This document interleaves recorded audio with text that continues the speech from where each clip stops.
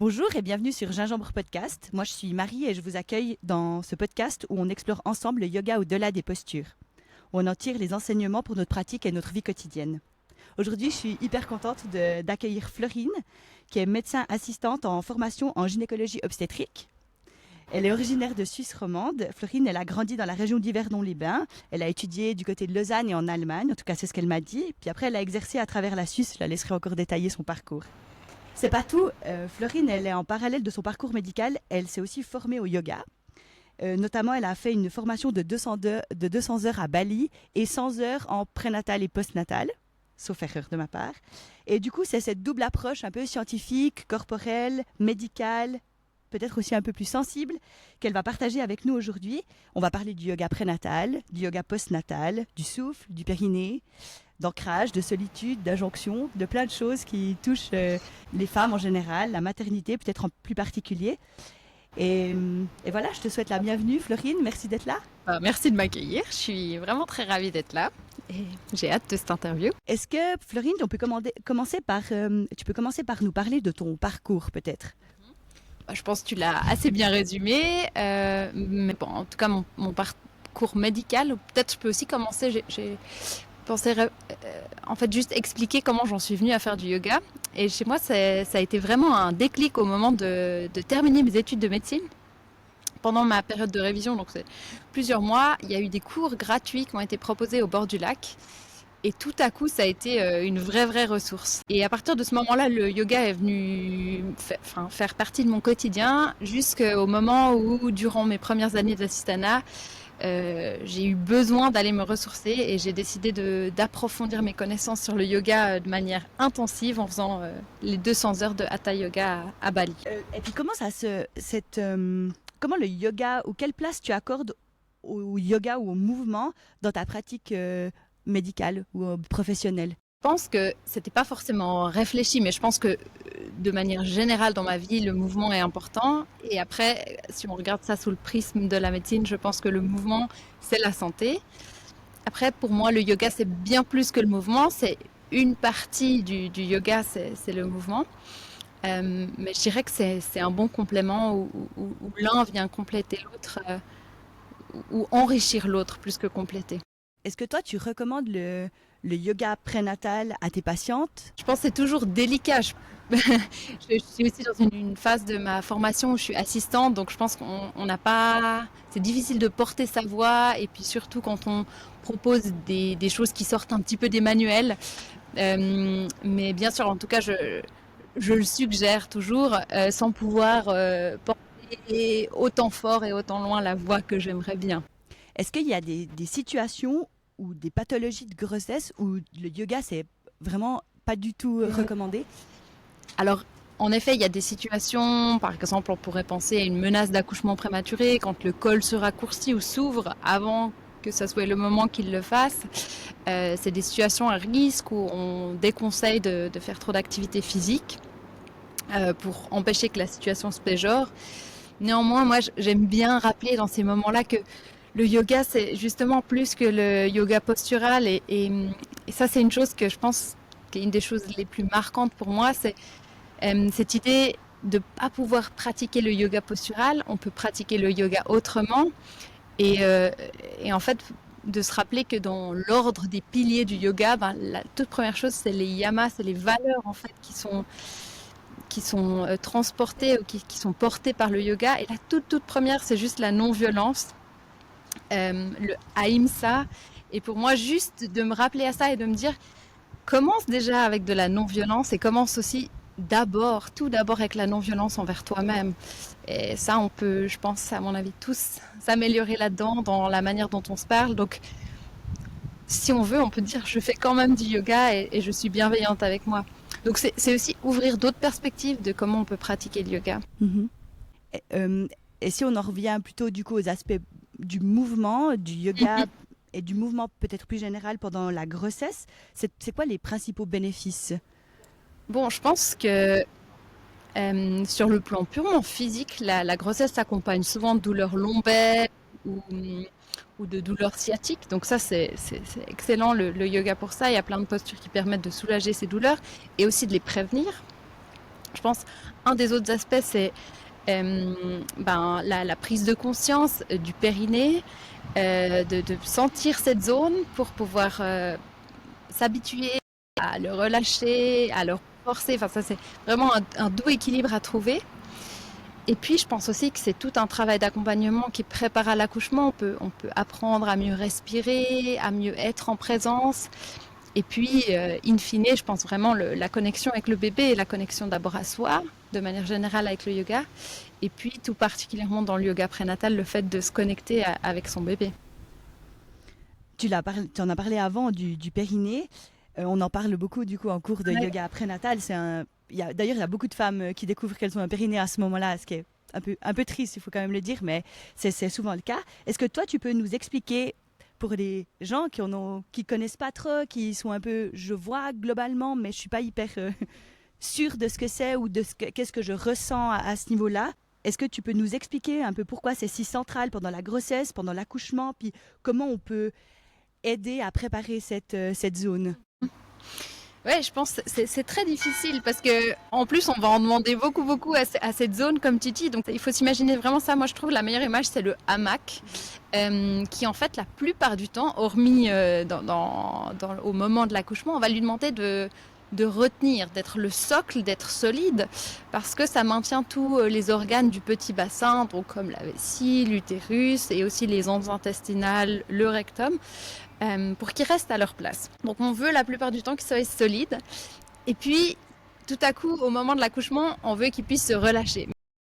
Avant d'en attendre autant de notre périnée, il faut juste déjà en avoir conscience. Puis ça, c'est vraiment un travail, je pense qu'on peut l'expliquer, on peut le regarder, on peut lire, mais c'est vraiment un travail à faire les yeux fermés. Ouais, en connectant, et puis c'est pas pour certaines personnes, vraiment ça prend du temps de réussir à vraiment sentir justement tous ces muscles. C'est pas un muscle, c'est plein de petits muscles différents. Je peux m'imaginer que chez chacun, les sensations sont quand même un petit peu différentes. Donc c'est vraiment se connecter à soi et puis pas vouloir que ça soit la même sensation que quelqu'un d'autre, se trouver sa propre connexion à ça.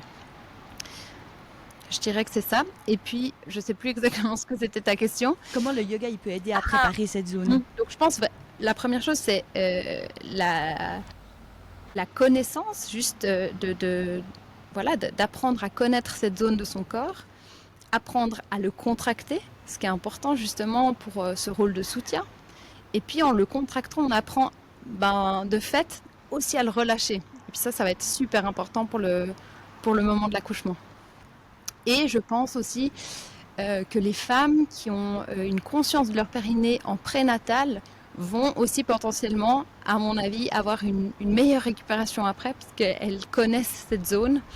Et à mon avis, ce sera aussi plus facile de la soigner par la suite et puis d'y prêter attention. Est-ce qu'il y a des exercices concrets qu'on peut faire pendant la grossesse pour préparer cette zone? Ou bien c'est un travail avec la respiration à ce niveau-là? Est-ce que toi, tu as des exercices en tête? Bon, je pense que l'exercice vraiment le plus simple, c'est d'être couché sur le dos, les jambes dans une position confortable, mais le plus facile, c'est quand même d'avoir les genoux pliés l'un contre l'autre. Et puis, juste de prendre quelques inspirations, expirations. Et à l'expiration, d'essayer justement de remonter le hamac. Donc, vraiment s'imaginer qu'on tire sur les deux bouts où est accroché le hamac pour qu'il remonte. Et puis, je pense ça, c'est la première chose. Et c'est aussi quelque chose qu'on peut rapidement faire après l'accouchement. Souvent, c'est hyper diabolisé. Les femmes, elles ont hyper peur de reprendre. Il y a aussi, peut-être qu'on abordera ça après, mais tout ce qui est des lésions périnéales. Et je pense que c'est un gros sujet tabou, avec beaucoup de peur, la peur de faire faux. Et le fait d'avoir conscience de cette zone de son corps peut vraiment permettre, à mon avis, après de mieux se sentir et de savoir ce qu'on peut et ce qu'on ne peut pas. On reviendra après sur la question du périnée après la grossesse, l'accouchement. Mais déjà, j'aimerais juste revenir sur l'équilibre entre activité physique et puis le repos pendant la grossesse. Parce qu'il y a quand même pas mal d'idées reçues. Est-ce que toi, tu en rencontres chez les femmes que tu suis? Est-ce que tu vois aussi des injonctions à ce niveau-là en fait, maintenant, on entend beaucoup, il faut bouger pendant la grossesse, il faut bouger. Ouais, mais en même temps, c'est aussi une période où peut-être on est un peu plus fatigué. Enfin, le corps, il change beaucoup pendant la grossesse et rapidement. Et du coup, il y a peut-être des fois, on ne sait pas trop comment trouver l'équilibre là au milieu.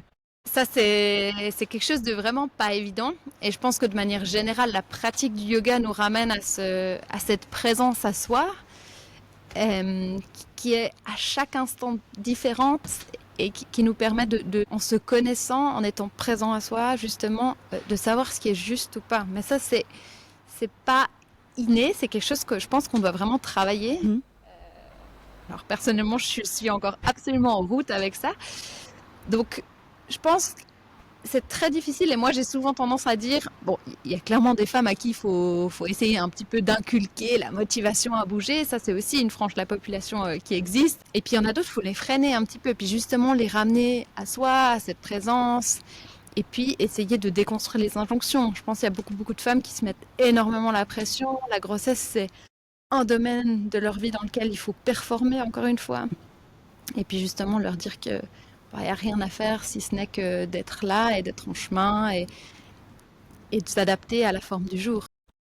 C'est vraiment chacun qui trouve son équilibre, mais du coup, s'il n'y a pas de formule magique non plus. Tout à fait. On parlait avant des différents aspects du yoga. La respiration, c'est vraiment un pilier fondamental qui est vraiment très présent dans tous les cours de yoga et dans le yoga prénatal en particulier. De ton point de vue médical, comment apprendre à maîtriser, à apprivoiser cette respiration, ça peut aider pendant le travail et pendant l'accouchement? Tout à fait. Alors, je pense la respiration de manière générale, comme tu dis, c'est un pilier du yoga. Ça fait justement partie de ces 7 piliers dont on parlait tout à l'heure. Je pense, primairement aussi, il ne faut pas oublier que la respiration, chaque fois qu'on met de l'attention, tu l'avais déjà expliqué dans tes précédents épisodes, mais on va pouvoir se switcher dans le mode parasympathique. On va pouvoir se relaxer. C'est pour ça qu'on se sent bien après un cours de yoga. Le fait de porter attention à la respiration, c'est aussi s'autoriser à ralentir. C'est un moment de connexion avec le bébé.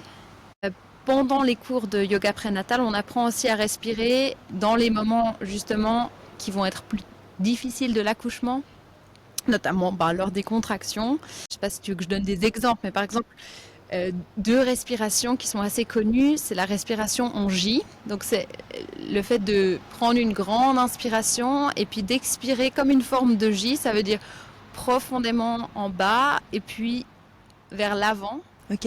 Vraiment pour accompagner la descente du bébé. C'est aussi un exercice de visualisation et de respiration qui permet de allonger l'expire et justement l'inspiration étant sympathique, l'expiration parasympathique. Donc on a une balance favorable pour le parasympathique. Ça détend et ça aide à être proactif dans l'accouchement par exemple. Ou alors le fait pour les douleurs de faire des A, de faire un son grave, va aussi stimuler, juste par la stimulation du son grave et des vibrations au niveau de la gorge, les fibres du parasympathique qu'on a au niveau du cou par exemple. Donc je pense que c'est aussi le fait de travailler ces techniques de respiration en amont de l'accouchement va peut-être aussi déculpabiliser les femmes ou les laisser être plus libres dans leur manière de s'exprimer. C'est toujours un petit peu au début, on voit quand les gens ils arrivent pour la première fois au cours, c'est difficile de tout à coup faire un gros soupir par la bouche ou d'expirer fort, de sortir la langue, ils se gênent. Et en fait, de laisser cette gêne parce que ça peut vraiment être très bénéfique dans ces moments charnières. Est-ce que toi, tu vois une différence, ça va un peu dans ce que tu es en train de dire, chez les femmes qui ont suivi des cours de yoga prénatal, dans le vécu qu'elles ont de leur accouchement? Est-ce que tu vois une différence? Je peux pas dire, mais en tout cas, j'imagine juste. Je pense qu'il faut aussi remettre les choses dans leur contexte. Je n'ai pas 50 ans d'expérience. Et je pense que ça serait trop se baser sur des expériences uniques que j'ai vécues. Mais je pense quand même, enfin en tout cas, je l'adopterai pour moi parce que j'y crois profondément que le fait d'adopter cette attitude yogique pendant sa grossesse, justement, d'essayer d'être en chemin avec le plus de bienveillance possible, de s'accorder des pauses, de se mettre en mouvement quand on se sent bien, et ben ça va permettre aussi d'arriver avec une attitude plus que positive, je dirais, c'est plutôt arriver avec une attitude en étant prêt à accepter ce qui va arriver. Et j'ai l'impression que j'ai pas non plus toujours su si mes patientes elles avaient fait du yoga prénatal avant ou pas, mais que ça développe un certain état d'esprit qui va permettre de pouvoir faire face à ce qui arrive. Parce qu'un accouchement, c'est pas parce qu'on a fait du yoga prénatal que tout va bien se passer au moment de l'accouchement. Ça reste très intense de toute façon. Et du coup, parlons un peu de après l'accouchement. Est-ce qu'il y a des recommandations au niveau médical pour reprendre une activité comme le yoga en termes de temps après l'accouchement? De nouveau, là, c'est une période où j'ai reçu les femmes en postpartum avec beaucoup de questions et beaucoup de peur. Ouais. Parce qu'elles ont peur de faire faux. Il ne faut pas oublier que beaucoup des femmes que j'ai suivies, elles ont une assez mauvaise connaissance de leur anatomie. Et du coup, c'est très angoissant de faire quelque chose de faux, que ça se répare pas bien.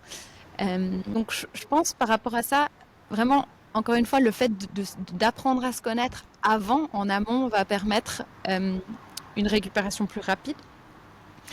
Après, justement, cette peur, qu'on sait que je peux recommencer, on entend souvent parler de 6 à 8 semaines. On dit souvent ça dépend un petit peu. S'il y a eu, par exemple, des déchirures importantes au niveau du périnée. Mais je pense qu'on peut commencer à partir du J1, en fait, de juste prêter de l'attention. Parce que d'autant plus quand cette partie corporelle a été lésée, elle a d'autant plus besoin de bienveillance, d'amour et surtout de non-violence. Et je pense que c'est ça qu'on devrait plutôt d'abord privilégier. Et puis après, vraiment, des exercices de contraction, relaxation, ça, je pense, en effet, mais encore une fois, ça dépend un petit peu des situations. Il ne faudrait pas reprendre avant 4 à 6 semaines et voir un peu plus s'il y a eu des lésions importantes. Du coup, revenons au périnée pour poursuivre sur ce sujet-là. À ton avis, qu'est-ce qu'on devrait savoir sur la rééducation du périnée après l'accouchement, du coup? Bon, je pense que, à mon avis, pour beaucoup de femmes, ça peut être très aidant de se laisser aider. Actuellement, vraiment, de demander à être suivie dans des suivis individuels, d'oser en fait trouver quelqu'un en qui on a confiance, parce que je pense que le fait qu'on puisse toucher cette zone peut aussi être très aidant pour en prendre conscience. Mais ça peut être très difficile pour certaines femmes, surtout s'il y a une lésion, surtout s'il y a une grosse peur qui est liée avec cette zone après. Il y a aussi toute la notion des reprises, des rapports sexuels, ça pèse aussi lourd dans la balance. Donc je pense se laisser aider.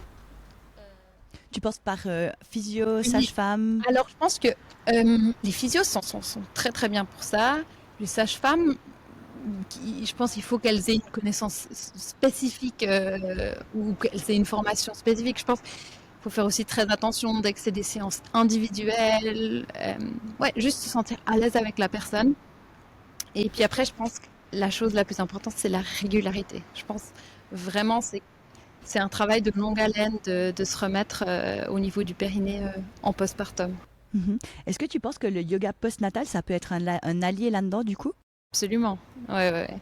Non, bien sûr, parce que je pense que que ça soit juste pour, admettons une femme, elle vient une fois par semaine à un cours de yoga postpartum, peut-être ça va la motiver ou ça va lui rappeler chaque jour de penser à son périnée un peu plus, de le contracter. Enfin, je pense que ça met dans une espèce de spirale positive. C'est aussi l'occasion, c'est peut-être bête, mais juste d'être en contact avec d'autres personnes qui ont vécu à peu de choses près la même chose, de soutenir. Enfin, je pense qu'il y a vraiment beaucoup à faire, beaucoup à tirer de cette énergie féminine qu'on peut...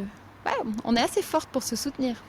Je peux clairement en témoigner parce que vraiment les cours de yoga postnatal, c'est clairement ceux où ça prend beaucoup plus de temps que le cours en lui-même parce que ça discute beaucoup, mais en fait c'est vraiment, je pense que c'est vraiment un soutien très, très important.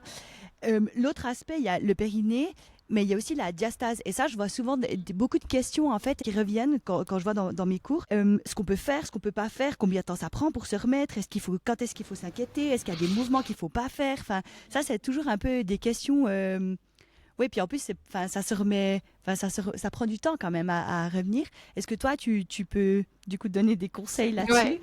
Et moi, je trouve ça hyper intéressant parce que typiquement, alors c'est pas du tout ma formation en gynéco-obstétrique qui m'a aidé à comprendre la diastase et ses problèmes, mais plutôt la formation en yoga.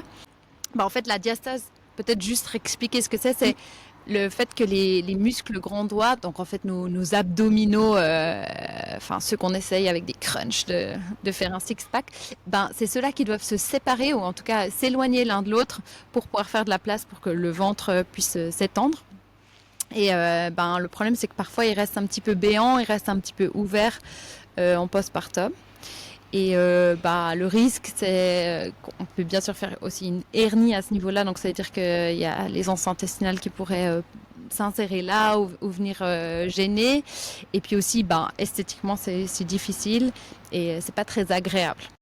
Après, c'est un processus physiologique, donc c'est normal. Heureusement que ça peut se passer. Et puis là aussi, normalement, sans devoir y prêter attention, mais justement plutôt en évitant des exercices comme par exemple la planche, les crunchs, des twists trop importants. En faisant un cours de yoga post-natal, on devrait gentiment se remettre en 6 à 8 semaines. Ok, 6 à 8 semaines, ça pourrait être complètement... Ok. Après, c'est normal aussi que chez pas mal de dames, ça persiste. Et là, il faut après faire des exercices peut-être un peu plus spécifiques. Et notamment bien travailler sur le transverse. Le transverse qui va ramener vraiment toute la musculature au niveau abdominal ensemble. Mais disons que c'est plutôt, il faut surtout... Enfin, il n'y a pas besoin de forcément faire des choses pour, mais il faut faire attention de ne pas faire certaines choses. Ok. Et vraiment les choses, par exemple, parce que souvent c'est un peu ça, on a un bébé, tout d'un coup il faut s'en occuper et puis on fait des mouvements qu'on a toujours l'habitude de faire, je pense se lever du lit directement, c'est le plus standard. Ouais. Sans passer par un côté, ça c'est typiquement ce genre de choses là, ou bien après il faut pas diaboliser, je veux dire, bien sûr, je pense ça va toujours arriver qu'on fasse tout à coup on se lève vite parce qu'il a fallu, mais justement peut-être de se dire ou d'avoir l'intention de faire les choses un peu plus lentement, d'y mettre un petit peu plus de présence et puis pas s'en vouloir si tout à coup on le fait, mais c'est surtout vraiment dans un cours de sport où il y a beaucoup de femmes où on sent une pression vraiment à retrouver un corps comme avant. Enfin, ça, c'est aussi vraiment quelque chose à déconstruire parce qu'il y a beaucoup de pression qui est mise et on va faire une planche et des abdos et ça peut être vraiment délétère. Et ça peut du coup prolonger la régénérescence ou la régénération de la paroi abdominale. Est-ce qu'on peut aussi parler un instant des impacts? Alors, il y a les impacts physiques et des impacts aussi sur la santé mentale, peut-être un peu plus psychique du postpartum.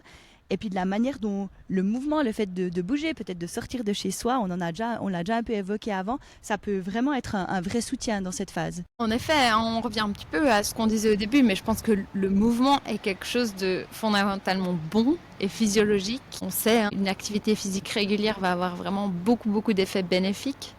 Puis d'autant plus, je pense, dans cette phase postpartum qui peut être... Alors, pas pour tout le monde. C'est ça qui est difficile, c'est que pour chaque personne, c'est une aventure différente. Mais la mise en mouvement est forcément bénéfique. Pour autant, justement, qu'on se respecte là-dedans. Et c'est des fois ça qui est difficile. On sent chez certaines patientes que tout à coup, il y a cette pression à... Ouais, je pense qu'il y a beaucoup cette notion de revenir à un corps d'avant. Et en fait, de ramener ces personnes-là à accepter que le corps, de toute façon, ne reviendra pas à ce qu'il était avant. Et sans une idée de jugement de mieux ou moins bien, mais le corps vient de vivre une expérience assez incroyable qui laissera des traces à jamais, et pour le meilleur en fait. C'est plutôt de réussir un petit peu à changer de perspective par rapport à ça. Est-ce qu'on peut rappeler, d'un point de vue vraiment purement physiologique, pas de comment on se sent, mais vraiment d'un point de vue vraiment physiologique, combien de temps ça prend au corps pour se remettre d'une grossesse et d'un accouchement? Ça aussi, c'est... Alors, de manière générale, peut-être. Bien sûr.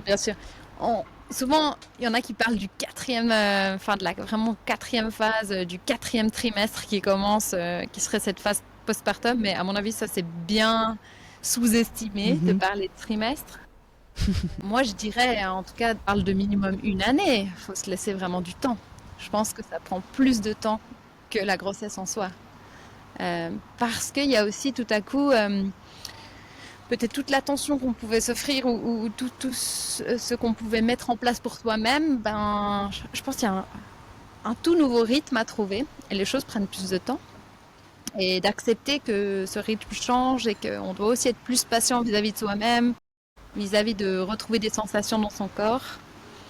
Mais je tiens à dire que je parle en non-connaissance de cause, je ne suis pas encore passée par l'épreuve de la maternité, donc ouais, apprendre avec beaucoup de délicatesse, je peux juste dire que c'est ce que j'ai observé parmi les femmes que j'ai côtoyées. Peut-être qu'il y a un aspect qu'on n'a pas évoqué encore, c'est l'aspect de l'allaitement. Ça a aussi quand même encore un impact, surtout si on allait sur une certaine durée, ça a aussi quand même un impact aussi sur le corps et puis comment on se sent, les hormones, etc. Oui, alors je pense que ça aussi, c'est l'allaitement, c'est une immense pression que se mettent les femmes. J'ai l'impression d'avoir aussi vu beaucoup de femmes qui ont ressenti énormément de culpabilité de ne pas avoir réussi à allaiter autant longtemps qu'elles auraient voulu ou que ça ne fonctionne pas, d'avoir une sensation d'échec par rapport à ça. Et en fait, finalement, je trouve, c'est toujours facile, bien sûr, de l'extérieur, mais de réussir à essayer de voir le bon côté des choses. Et le fait de peut-être tout à coup de ne pas réussir à avoir allaité, ben, ça laissera un peu plus l'opportunité d'avoir du temps pour soi et de connecter autrement avec le bébé. Donc, je pense vraiment aussi d'essayer de rester le plus ouvert possible et essayer de faire avec ce qui vient. Et encore une fois, facile à dire. Accepter ce qui se présente sans rien rejeter, ce genre de choses-là. Ouais, l'apprentissage d'une vie.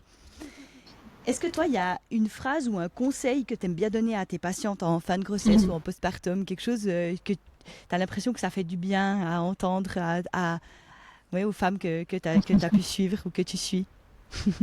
Je pense, j'ai pas une phrase, mais c'est toujours, je trouve que c'est aussi un peu ce qui me fascine dans le métier de médecin, c'est d'essayer de rencontrer l'autre là où il est. Et puis de trouver le moyen d'enlever le bouchon pour relâcher un peu la pression. Et justement, j'ai souvent eu l'impression que les femmes ont très fort ce truc de la performance, ils se jouent beaucoup, hein, de bien réussir son accouchement. Et puis d'essayer à ce moment-là encore de leur dire qu'il n'y a rien à réussir, ça va être une aventure, une épopée. Il va se passer plein de trucs auxquels on n'avait pas pensé et plutôt à se préparer à l'inconnu. Donc je dirais plutôt un truc genre ne rien prévoir sinon l'imprévisible et ne rien attendre sinon l'inattendu. Un truc comme ça. Merci beaucoup Florine. Avec plaisir. C'était vraiment très enrichissant. Est-ce que toi, tu as encore quelque chose que tu aimerais ajouter? Quelque chose qui te tiendrait à cœur de partager sur cette question-là? Ouais, je pense que je l'ai dit un petit peu avant, hors micro, mais je pense vraiment un des sujets que j'ai beaucoup reçu, un petit peu entre les lignes, que les femmes, en fait, ont peur de la grossesse parce qu'elles ont peur de ce que ça pourrait faire à leur corps. Et ça, c'est quelque chose que je trouve triste, mais en même temps que je peux comprendre. Et je pense qu'il faudrait réussir à en parler un peu plus. Donc ça, peut-être une idée pour un prochain épisode. Oui, c'est vrai que c'est intéressant comme sujet. Je pense que c'est un vrai sujet global. Ce que je dirais, parce que c'est facile de parler, de donner des conseils et tout, mais parfois, enfin en tout cas ça, moi-même, de me remémorer tout ça, d'en discuter avec toi, je trouve que ça réancre ça d'une manière assez jolie en moi-même. Et je me dis, parlez-en autour de vous. On a tellement un potentiel de s'inspirer les unes les autres, les femmes, que faut pas hésiter à demander de l'aide et à se laisser des fois un petit peu porter par les autres. Et puis, ouais, faut pas avoir peur de tomber, de recommencer. Et on sait que le fruit du yoga arrive quand il est mûr, donc faut pas perdre courage. Merci beaucoup en tout cas. Merci d'avoir été là pour répondre à ces questions. Ce que je retiendrai, c'est que le yoga, c'est pas juste un ensemble de postures, mais clairement un véritable soutien, que ce soit physique, relationnel, et que c'est vraiment une aide dans cette traversée qu'est la maternité, que moi j'ai pu traverser et qui est vraiment une traversée. Et si maintenant moi je pouvais donner un conseil, c'est que vous soyez future ou jeune maman, on n'a pas besoin de tout faire seul en fait. Et ça rejoint ce que tu disais avant. Le yoga, il peut vraiment apporter une respiration dans tous ces changements. Puis on trouve vraiment un endroit où il y a d'autres femmes qui vivent la même chose. Et ça, c'est vraiment le meilleur des soutiens. Et on n'en a jamais marre d'en discuter. Et je pense que ça peut vraiment aider beaucoup. Merci infiniment pour votre écoute. Si cet épisode vous a inspiré ou questionné, n'hésitez pas à le partager autour de vous, à laisser une note ou un commentaire. C'est ce qui nous aide à se faire connaître. À très bientôt pour un prochain épisode. Allez, ciao!